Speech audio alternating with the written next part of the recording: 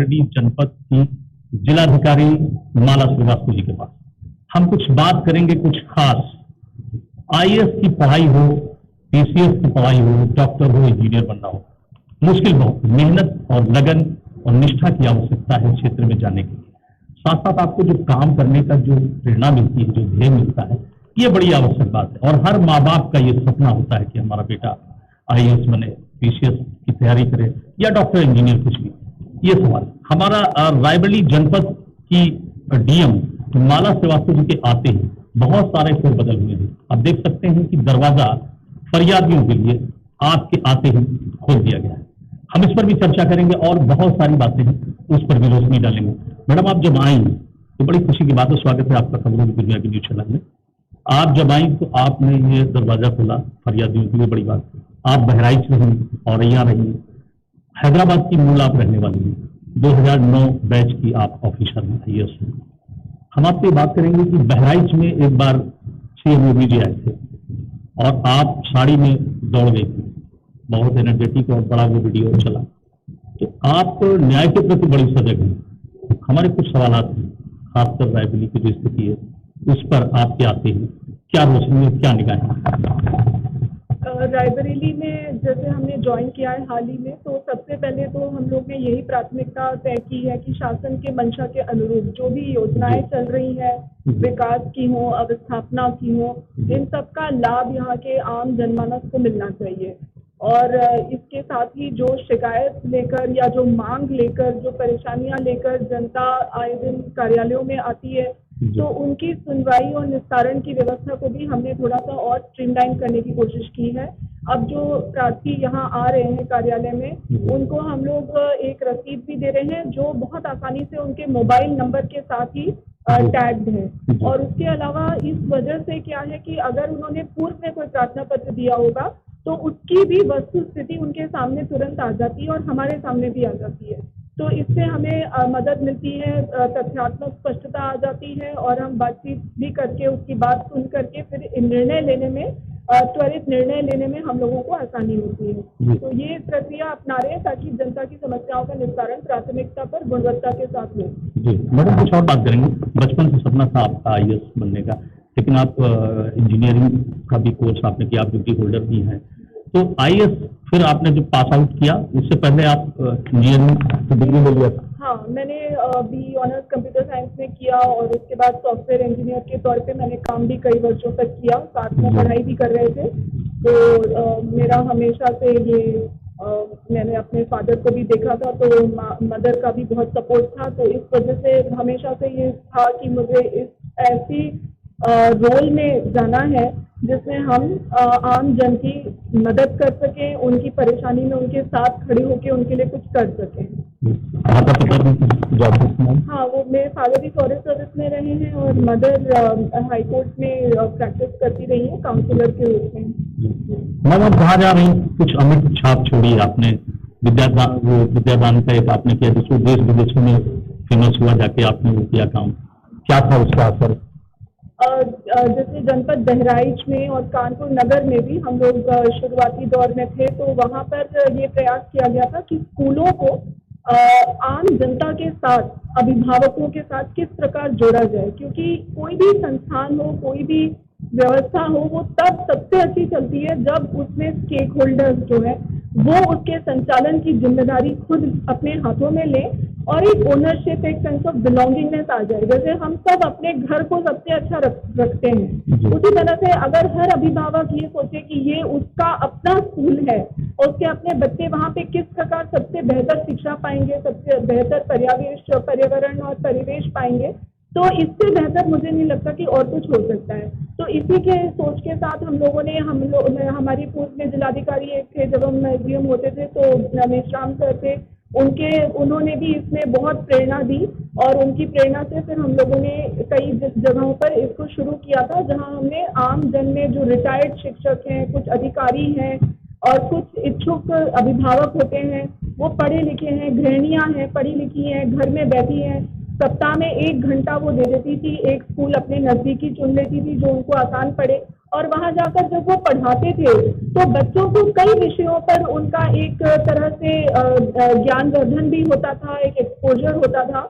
तो इस तरह से बहुत अच्छा रहा और मुझे बताते हुए बहुत अच्छा लग रहा है कि जब भी उच्च स्तर के दौरे भी हुए हैं तो इसका बहुत अच्छा परिणाम देखने को मिला। और उनको हम विद्यादानी के नाम से कहते थे, तो जहाँ पर भी उच्च स्तर के निरीक्षण या दौरे होते थे तो ये विद्यादानी वहाँ पर एक सेंस ऑफ प्राइड के साथ उस विद्यालय में खड़े हो जाते थे कि ये हमारा विद्यालय है, हम इसमें ऐसे करते हैं। उन्होंने किसी ने किचन गार्डन वहाँ पे बनाया ताकि जैसे आम सब्जियां होती हैं, पालक है, करी पत्ता है, लेकिन बहुत पौष्टिक होती है, इनको वहाँ के एमडीएम में वो स्थानीय तौर पे उसको उगाते थे, मिलाते थे बच्चों की दाल में और बाकी सब्जी में। तो इस तरह से हर ने कुछ सोचा, कुछ नए तरीके से योगदान दिया और जो देखने को मिला वो एक क्रांतिकारी लहर की था और उसी की प्रशंसा से नीति आयोग से भी हुई थी और इसको अब कई जिलों में आपको सम्मानित भी किया गया था। जी, शिक्षा के ही क्षेत्र में जो कार्य किए, लेकिन हम लोग फिर भी सोचते हैं कि करने के लिए बहुत कुछ है, आगे उसको और बेहतर तरीके से किस तरह से इन कामों को आगे बढ़ाया जा सकता है, इस पर हम लोग को हमेशा विचार करते हुए लोगों को साथ में लेकर और इन कामों को आगे बढ़ाने की हमेशा कोशिश रहेगी। रायबरेली की जो स्थिति है यहाँ पर जमीनों के कब्जे को लेकर भूमाफियाओं का बड़ा मामला चल रहा है और भी बहुत सारे विभाग हैं, इन विभागों में किस तरह की नकेल आप कसेंगे, चूंकि अब आप आ गई हैं तो न्याय की जो आस है अब लोगों की बढ़ गई है। इससे पहले रघु श्रीवास्तव साहब रहे यहाँ पर, बहुत सारे काम हो भी पाए, नहीं हो पाए।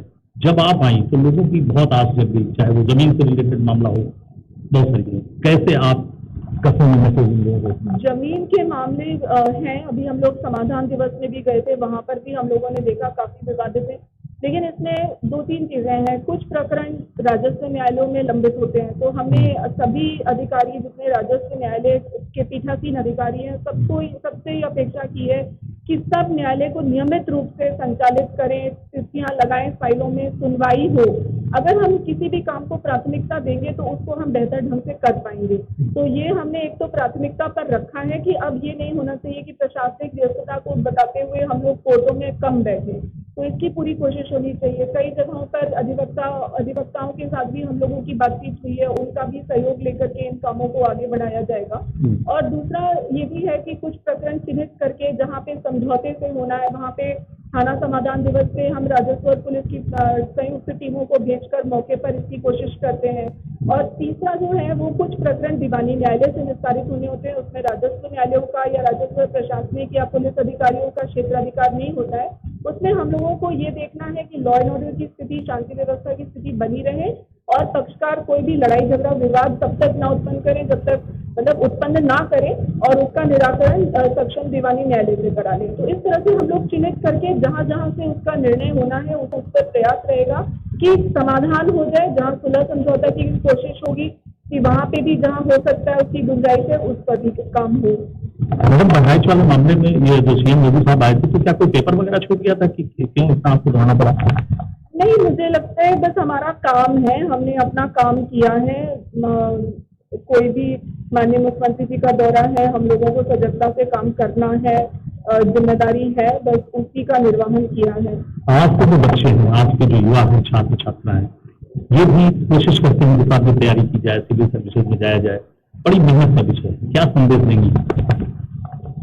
जितने बच्चे इसके लिए तैयारी कर रहे हैं, सिविल सर्विसेज में आना चाहते हैं, मैं उनको बस यही कहना चाहती हूँ कि इस सेवा में सेवा भाव के साथ आएं और उसके लिए मेहनत बहुत है।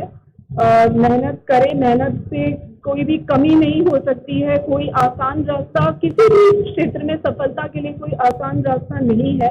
आपने जिस भी क्षेत्र में जो भी करने का ठाना हो, चाहे वो कोई भी क्षेत्र हो, लेकिन उसमें आपको लगन के साथ लगना पड़ेगा। मेहनत बहुत है, कंपटीशन बहुत है और सभी जगह पर है, किसी भी प्रोफेशनल फील्ड में ये स्थिति रहती है।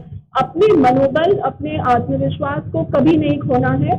हमें अपने ऊपर विश्वास रखें, जो आपका कर्म है वो आप करते चलें, जो फल मिलेगा उसे स्वीकार करें।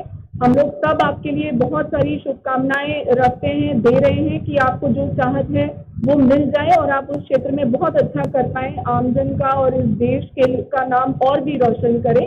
लेकिन जो भी फल मिले उसको फिर स्वीकार करके सकारात्मक सोच के साथ आपको जो अपॉर्चुनिटी सामने आए, जो अवसर मिले, जो आपको मौका मिले जिंदगी में करने का, जब जहां मिले उसका पूरा उपयोग करके खूब पॉजिटिव तरीके से चीजों को लेते हुए अपने को भी बेहतर बनाएं, अपने आसपास का जो सोसाइटी है, नेबरहुड है, कंट्री है, उसको और बेहतर बनाएं। और हम लोग हमेशा आपके लिए अच्छा विश करेंगे, क्योंकि आप लोग सब इस देश का भविष्य हैं। कल आप जिस भी पद पे हो, जिस भी कैपेसिटी पे हो और जिस भी क्षेत्र में हो, आप वहां पर अपनी क्षमता का सबसे अच्छा उपयोग करेंगे तो इस देश का नाम और भी जरूर रोशन होगा। शुरुआती शिक्षा का एक सफर आप यहाँ तक पहुँचने का एक आपकी जो शिक्षा शुरू हुई जी, उससे आपका क्या सफर? मेरे घर में पढ़ाई पर बहुत जोर था, तो हम लोग हमेशा से पढ़ाई पे और फिर और भी एक्स्ट्रा करिकुलर जो एक्टिविटीज होती हैं, चाहे मुझे हमेशा यही बताया गया था कि चाहे हारो चाहे जीतो, लेकिन अपनी कोशिश और मेहनत में कभी कमी नहीं होनी चाहिए। कभी ये नहीं लगना चाहिए कि हम और बेहतर कर सकते थे और नहीं किया। इसलिए जब समय है काम करने का तो वो जरूर करें, उसके बाद आगे बढ़ते चले। जो सामने आती है स्थितियां, उसको ऐसा नहीं है, किसी के भी जीवन में आप देखेंगे तो हमेशा उतार चढ़ाव रहते हैं। कोई भी ऐसा इस दुनिया में नहीं होगा जिसके जीवन में सब हमेशा आसान ही रहा हो। हर के जीवन में कुछ ना कुछ उतार चढ़ाव, समस्याएं, चैलेंजेस आती रही होंगी, और जिसने उसका डटकर सामना किया है बिना अपना आत्मविश्वास खोए हुए, और अगर आपके पास फैमिली का सपोर्ट है तो और भी आसान हो जाता है ये सफर। तो हमारे साथ भी यही हुआ है, उतार चढ़ाव रहे हैं, लेकिन सबके आशीर्वाद और सपोर्ट से हम लोग उनका सामना कर पाए हैं, और फिर ईश्वर की कृपा से और सबके आशीर्वाद से मुझे वो मिला जो मैं करना चाहती थी, वो करने का मौका मिला है। और मेरी यही हमेशा कोशिश है कि जहाँ भी रहें बेहतर करें, चीज़ों को और अच्छा करें। कुछ विभागों का आपने निरीक्षण किया है, कुछ बकाया रह गए हैं, बहुत सारे दफ्तर हॉस्पिटल्स वगैरह आप गई हैं, क्या स्थिति है? क्या लगता है आपको कुछ कमियां हैं यहाँ पर? हम लोग निरीक्षण कर रहे हैं। मेन बात जो मैं कहना चाहूंगी वो ये है कि सभी अधिकारी और कर्मचारी अगर जहाँ पर भी है अपने दायित्वों का निर्वहन अगर अपनी क्षमता से और मन से करेंगे तो बेहतर सुविधाएं आमजन को शासन की अपेक्षा के अनुसार मिलेंगी। मेरा हमेशा इन लोगों को, सब अधिकारियों कर्मियों को मैं यही कहती हूँ कि अपने जीवन का एक बहुत अहम समय हम अपने काम के साथ और काम के माहौल में बिताते हैं, इसलिए उसको हम अगर एक अच्छे और पॉजिटिव माहौल में करेंगे तो हमें भी अच्छा लगेगा और जिसके लिए हम काम कर रहे हैं उनको भी निश्चित रूप से इसका लाभ मिलेगा। तो जहाँ जहाँ निरीक्षण होते हैं वहाँ कमियां हैं, तो दो तरह की चीजें होती हैं। कुछ तो जैसे कर्मियों को और सजग रहने की जरूरत होती है, वहाँ हम उनको निर्देशित करते हैं, आवश्यकता अनुसार दंडित भी करते हैं, और कुछ जगहों पर उनको सपोर्ट की जरूरत होती है, जैसे उन्हें कोई चीज नहीं समझ आ रही हो, कोई तकनीकी विशेषज्ञता की जरूरत हो, तो उन गैप्स को भी हमें एड्रेस करना होता है। कुछ जिले स्तर से हो सकता है, कुछ शासन स्तर से हो सकता है। अभी माननीय मंत्री समूह का भी आगमन हुआ था, उनके स्तर से भी निरीक्षण हुए। कुछ बातें हम लोगों ने उनसे भी रखी हैं कि जो शासन स्तर पे और अच्छे से निर्णय अगर हो जाए तो हम लोगों को हमारी स्थितियां यहाँ पर और बेहतर हो सकेंगी जनपद के लिए। और कुछ चीजें जिले से होनी होती हैं, उस पर भी हम लोग सजगता से समयबद्ध ढंग से काम कर रहे हैं। किस तरह की शिकायतें मैडम आ रही है यहाँ पर? क्या लग रहा है आपको कि जमीन से जुड़ी ज्यादा शिकायतें आ रही हैं या अन्य? हाँ, यहाँ जमीन संबंधी मामले भी आ रहे हैं, कुछ मारपीट के मामले भी काफी आ रहे हैं पुलिस संबंधी, तो इस पर हम लोग बात करके कोशिश कर रहे हैं। यहाँ पे 1811 महिला हेल्पलाइन संचालित है प्रोबेशन कार्यालय के माध्यम से, और महिला थाने में भी उनके यहाँ एक काउंसलिंग सेंटर चलता है।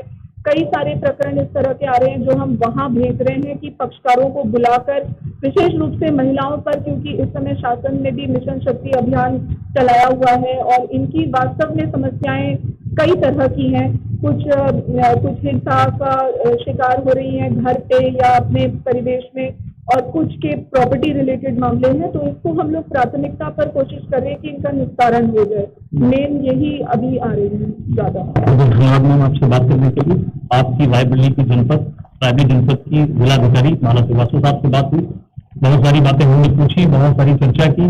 हमारे कार्यक्रम सफर में जिंदगी का सफर हो, शिक्षा का सफर हो, मंजिल पाना हो, मेहनत आवश्यक है किसी भी क्षेत्र में। बहुत बहुत धन्यवाद। देखते रहिए खबरों की दुनिया। Feel the power of the journey.